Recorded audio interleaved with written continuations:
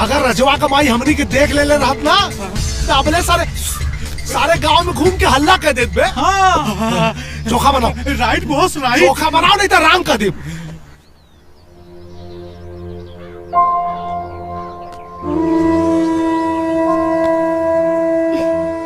माई उठ दवा खा ले माई। माई उठ ना दवा खा ले। माई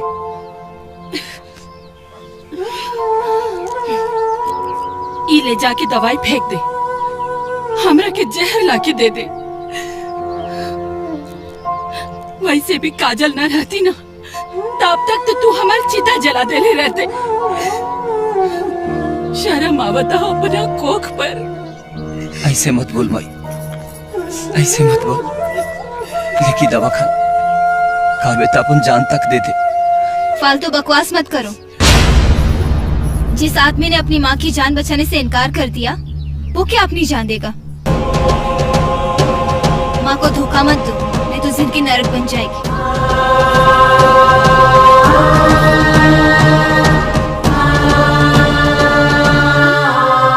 अच्छा माँ जी, कोई गलती हुई तो माफ कर देना। कहाँ जाता रू काजल? हमेशा खातिर मुंबई। जो इंसान अपनी माँ का नहीं हो सका वो मेरा क्या होगा। जिस राजा से मैंने प्यार किया था वो शायद मर चुका है। अच्छा मासी। राजा रोक ले काजल के।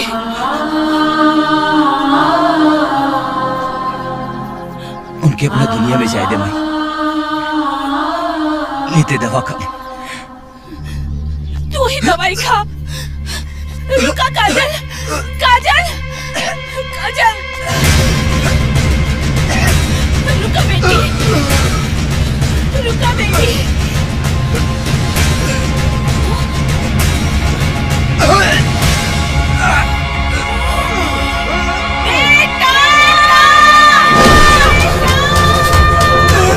राजा, राजा, राजा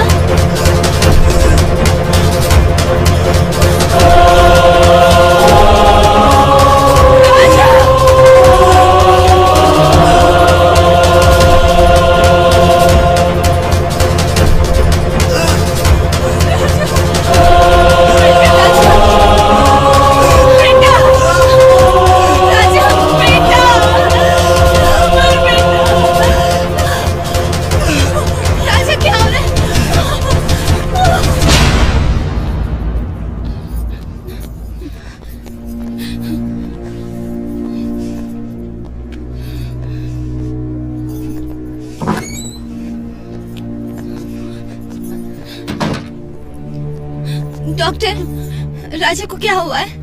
आप लोगों को नहीं पता? क्या? लगता है राजा आप लोगों की खुशियों में इस कदर खो गया कि अपनी बीमारी के बारे में बताना ही भूल गया। कैसन बीमारी डॉक्टर साहिबा? राजा को ब्लड कैंसर हुआ है। ब्लड